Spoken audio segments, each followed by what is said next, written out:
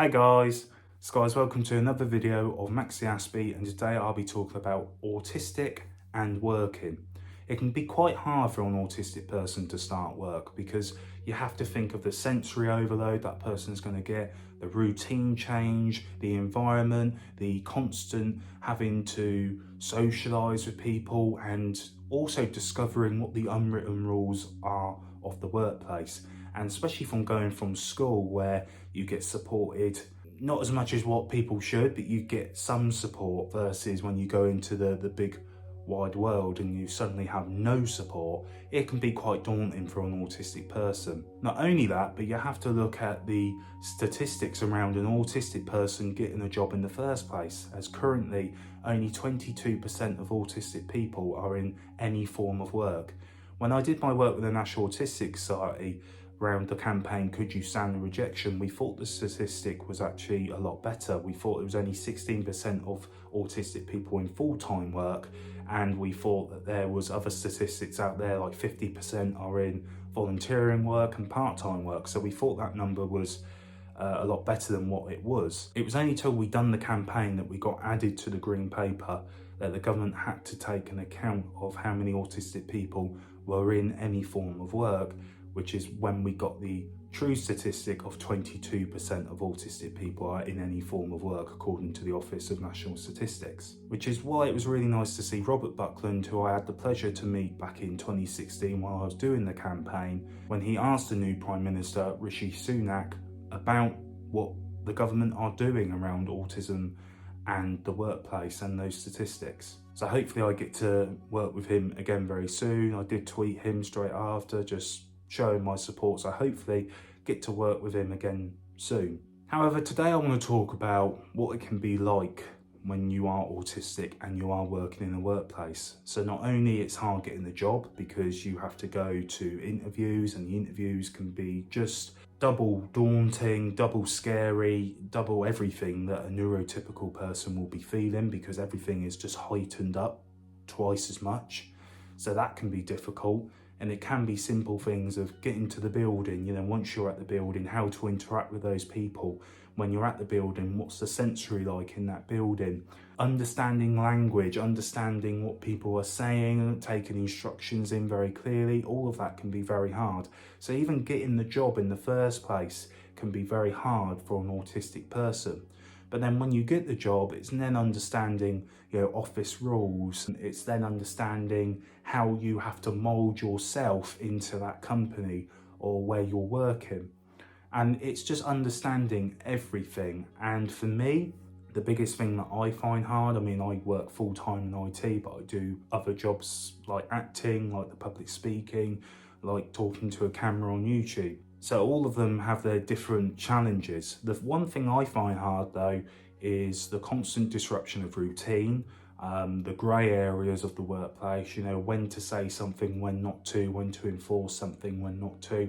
I constantly find that hard. My confidence, finding if I'm doing a good job, if I'm not. Sometimes I do need that bit of reassurance, that bit of praise to know that I'm doing good.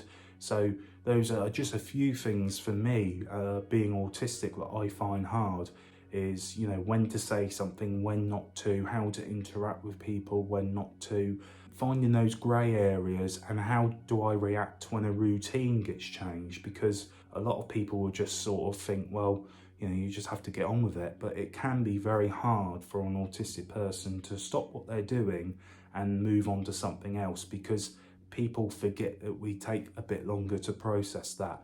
And for a neurotypical person, it'd be like, okay, I'll get back to that in a minute. I need to do this now.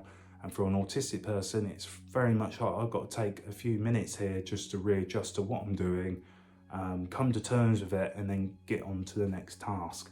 And that can be quite hard. And the reason I'm making this video as well is because I used a very key phrase in this video, which was, a lot of the time you have to mould to the company, and within limits, that is a lot of what an autistic person does throughout their life. They mask themselves and they mould themselves around what society needs them to become.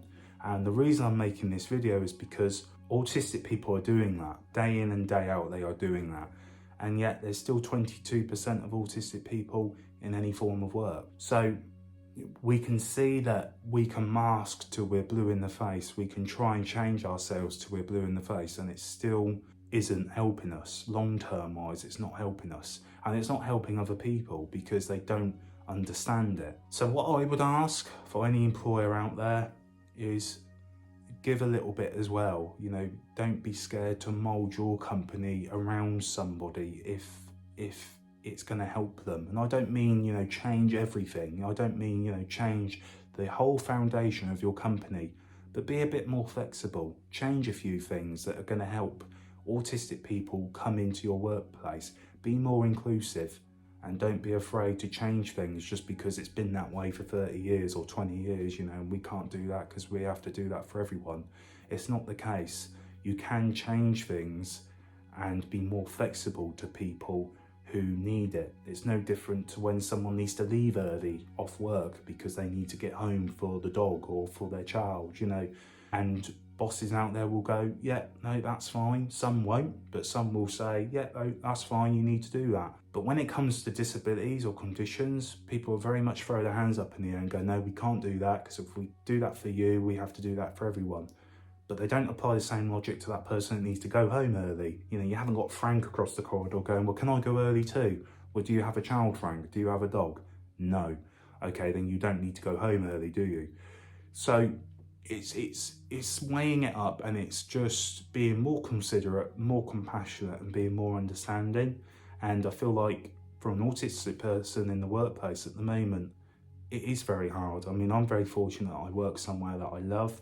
They're very understanding, but it's still hard for me on days to sort of get round to my processing and my understanding and being able to shift what I do to help other people. So, and it is hard. It can be hard. And just because we don't see a condition visibly doesn't mean that that person doesn't go home and, you know, has a meltdown and pulls their hair out at night because they're just so overwhelmed and stressed out about what's going on. So it's always important that, you know, yeah, you might not see the effect, but there may be one. And it's just being aware of that and understanding. So guys, I hope that gave a bit of an insight of what it is like to be autistic and working. I hope this really encourages employers to sort of think about what they're doing, change the things that they need to do, because last thing I want is, through these videos, is the onus to be on the autistic person and the autistic person alone. One of the things I've had to do through life is mask and change who I am. And my mission is to make sure that no autistic person feels the way that I have felt throughout my journey. So by making these videos, hopefully it spreads that awareness. But guys, thank you for watching always. Tell me what you think down below. Guys, thank you for watching. Take care and goodbye for now.